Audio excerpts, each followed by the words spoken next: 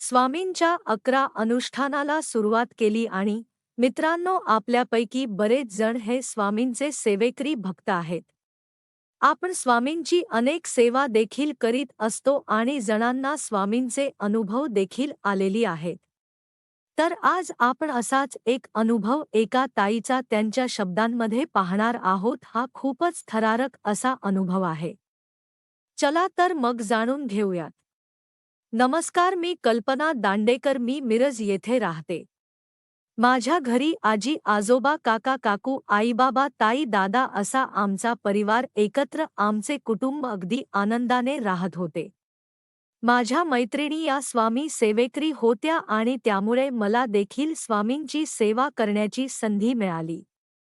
मैत्रिणींच्या बरोबर मी देखील स्वामींच्या केंद्रामध्ये जात होते. मी 4-5 वर्षे स्वामींच्या सेवेमध्ये होते आणि त्यावेळेस 10 किलोमीटरवर अंतरावरच स्वामींचे केंद्र देखील होते आणि त्यामुळे माझं जाणं स्वामींच्या केंद्रांमध्ये होतं आणि नंतर मला स्वामींच्या केंद्रामध्ये गेल्यानंतर मी सेवा केल्यानंतर मला अनेक स्वामींचे अनुभव देखील येत गेले आणि हे पाहून माझी काकू आई ताई सर्वजणी या स्वामींच्या सेवेमध्ये आल्यानंतर आम्ही आमच्या घरामध्ये स्वामींचा फोटो आणला. स्वामींचे गुरुचरित्र तसेच सारा मृत ग्रंथ आणले.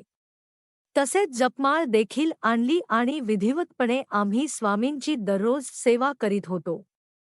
त्यावेळेस माझे शिक्षण BSc झाले होते आणि मला नोकरी हवी होती आणि त्यावेळेस मला स्वामींच्या केंद्रामध्ये नोकरीसाठी 11 गुरुवार अनुष्ठानाची सेवा सांगितली गेली होती. म्हणजेच स्वामींच्या 11 गुरुवारचे अनुष्ठान मला करण्यास सांगितले होते. त्यावेळेस आमच्या घरांमध्ये 2 व्यक्ती आजारी होत्या, म्हणजेच माझी आजी ही वयामुळे आजारी होती आणि माझे बाबा यांना आजारपणामुळे ते 5 वर्ष झाले बेडवर होते. म्हणजेच आजी आणि बाबा हे बेडवर पडूनच होते आणि त्यांची सेवा माझी काकू आणि माझी आई दोघीजणी करत होत्या. तसंतर मला 11 गुरुवारचे अनुष्ठान हे केंद्रामधून नोकरीसाठी दिलेले होतं आणि मी 11 गुरुवारचे अनुष्ठानला अगदी मनोभावे सुरुवात केली आणि पहिल्याच गुरुवारी माझी सकाळी पूजा वगैरे झाल्यानंतर संध्याकाळी रात्री 11 वाजता माझी आजी वारली आणि त्यामुळे सर्वजण खूपच दुःखी झाले.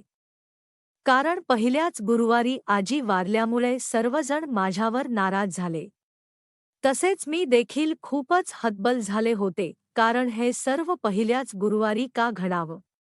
नंतर माझा दुसरा गुरुवार झाला आणि तिसऱ्या गुरुवारी माझे बाबा वारले आणि त्यावेळेस मात्र मला खूपच वाईट वाटलं आणि माझ्या घरातील आई काकू ताई माझ्यावर सर्वजणी ओरडल्या आणि स्वामींची मूर्ती स्वामींचे ग्रंथ तसेच माळ हे सर्व काही नदीत सोडण्यास मला सांगितलं. परंतु मी अजिबात ते सर्व काही माझ्या घरीच ठेवले. नंतर माझ्या बाबांचे दिवस झाले आणि आमच्या घराजवळच नदी होती आणि त्या नदीमध्ये माझ्या सर्व घरातल्या सर्वांनी स्वामींचे सर्व फोटो तसेच मूर्ती ग्रंथ सोडण्यास सांगितले आणि नाईलाजाने मला देखील ते नदीत सोडावे लागले. कारण मी स्वामींचे 11 गुरुवारच्या अनुष्ठानाला सुरुवात केल्यानंतर पहिल्याच गुरुवारी आजी वारली. तिसऱ्या गुरुवारी लगेच माझे बाबा वारल्यामुळे सर्वजण खूपच निराश झाले होते. नंतर 8 दिवस झाल्यानंतर थोडे दिवस माझे व्यवस्थित गेले आणि त्यानंतर आमच्या गावांमध्ये नंदी बैलाचा खेळ होता. नंदी बैलाचा खेळ झाल्यानंतर आमच्या घरामध्ये एक साधू आले, एक व्यक्ती आली आणि ती व्यक्ती आमच्या घरामध्ये आत आली आणि पाणी मागितले आणि त्यावेळेस माझ्या बाबांच्या फोटोकडे त्यांनी पाहिलं आणि ते म्हणले, "अरे, हे तुझे बाबा ना? वारले आहेत. तू का काळजी करते आहेस? कारण तुझे बाबा स्वामी पाशी आहेत. ते माझ्याजवळ आहेत. तुम्ही माझ्यावर विश्वास ठेवला नाहीत का? मला तुम्ही असे का मध्येच सोडून गेला?" असे ते व्यक्ती म्हणाले.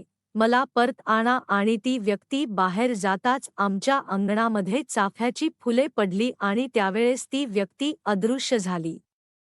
त्यावेळेस माझ्या डोक्यात प्रकाश पडला की मला खूप दिवसांपासून स्वप्न येत होते, म्हणजेच माझ्या स्वप्नांमध्ये मला माझे बाबा दिसून येत होते आणि बाबांजवळ माझे स्वामी देखील दिसत होते आणि नंतर त्याच रात्री पहाटे माझ्या आईला स्वप्न पडले की स्वप्नामध्ये बाबा येऊन म्हणाले की अगं मला 5 वर्षे झाले खूपच त्रास होत आहे आणि मला तो त्रास सहन होत नव्हता. परंतु स्वामींनी मला त्या त्रासातून बाहेर काढले आहे. मी सुखरूप आहे असे माझ्या आईला स्वप्न पडलं आणि नंतर त्या स्वप्नामध्ये स्वामी सांगून गेले की मला तुम्ही अर्ध्यावरच का सोडले? मी तुमची वाट पाहत आहे, तुम्ही मला परत आणा. असे म्हटल्यानंतर माझ्या आईने स्वप्न हे सर्वांना घरी सांगितले. नंतर आम्हाला सगळ्यांना प्रचिती आली की माझे वडील हे 5 वर्षे झाले बेडवरती आजारी होते आणि त्यांना खूपच त्रास होत होता आणि त्यावेळेस स्वामींनी त्यांना आधार दिला, म्हणजेच त्या त्रासातून स्वामींनी मुक्त केले. इतका त्रास त्यांना होता की स्वामींनी त्यातून त्यांना बाहेर काढलं आणि आपल्याजवळ बोलावून घेतलं. हे आम्हाला नंतर समजलं की बाबांनी आईच्या स्वप्नामध्ये येऊन सांगितलं की मला स्वामींनी माझ्या त्रासातून मुक्त केलं. स्वामी आता आपले वाट पाहत आहेत. त्यावेळेस आम्ही सर्वजण घाई गडबडीने नदी तीरावर गेलो. त्यावेळेस स्वामींची मूर्ती हे नदीच्या काठी आहे तशीच होती. म्हणजे जणू काही ती आमची सर्वांची वाट पाहत होती. नंतर आम्ही ती प्रतिमा वगैरे आणली घरी आणि नंतर स्वामींचे 11 गुरुवारचे अनुष्ठान मी चालू केले. स्वामींची सेवा माझी काकू, आई, ताई सर्व जण करू लागलो. म्हणजेच माझ्या वडिलांना जो आजारपणात काही त्रास होत होता त्या त्रासातून एक प्रकारची मुक्ती स्वामींनी दिलेली होती. हा अनुभव आम्हाला त्यावेळेस आला. म्हणजेच स्वामी आपल्या भक्तांच्या पाठीशी सदैव उभे राहतात.